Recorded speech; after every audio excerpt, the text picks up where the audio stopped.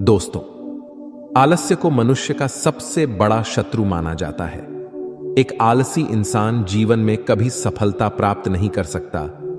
यह कहानी आलस्य की बुरी आदत को हटाने और आपको स्वाधीन बनाने के लिए है। कृपया इसे पूरा देखें। दोस्तों, एक समय की बात है। एक गांव में एक किसान रहता था। एक बार जब उसने अपने खेत में फसल उगाई, तब एक गौरैया ने उसके खेत के बीचों बीच फसल में घोंसला बना दिया और उसने 2 अंडे भी दे दिए। बहुत जल्द उन अंडों से गौरैया के बच्चे बाहर आ गए और अपने मां के साथ खुशी खुशी रहने लगे। गौरैया खाने की तलाश में रोज जंगल में जाती थी। एक दिन जब वह जंगल से वापस आई तो उसने देखा कि उसके बच्चे डरे हुए हैं। उसने पूछा, क्या हुआ बच्चों, तुम डरे हुए क्यों हो? बच्चों ने कहा, मां, आज खेत में किसान आया था और उसने कहा कि कल वह अपने बेटे को फसल काटने के लिए भेजेगा। मां, हम क्या करेंगे? अभी तो हमने उड़ना भी नहीं सीखा है।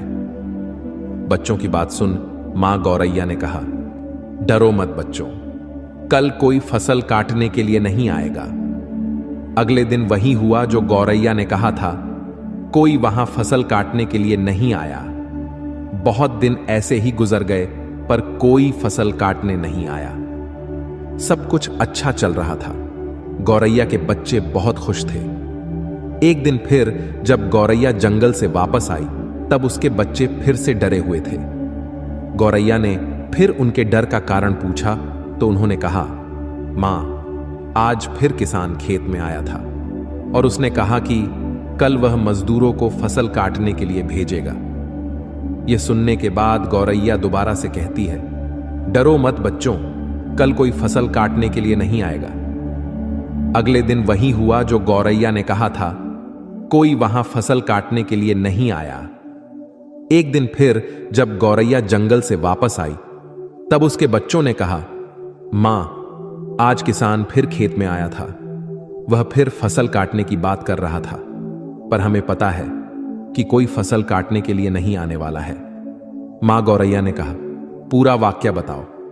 तब बच्चों ने कहा, मां, आज फिर किसान खेत में आया था और उसने कहा कि मैंने दूसरों पर निर्भर रहकर बहुत समय बर्बाद कर लिया। अब मैं कल खुद आके फसल काटूंगा। यह सुनकर मां गौरैया डर गई और कहा, बच्चों, अब हमें यह स्थान जल्द से जल्द छोड़ना होगा और किसी अन्य स्थान पर अपना घोंसला बनाना होगा, क्योंकि कल किसान फसल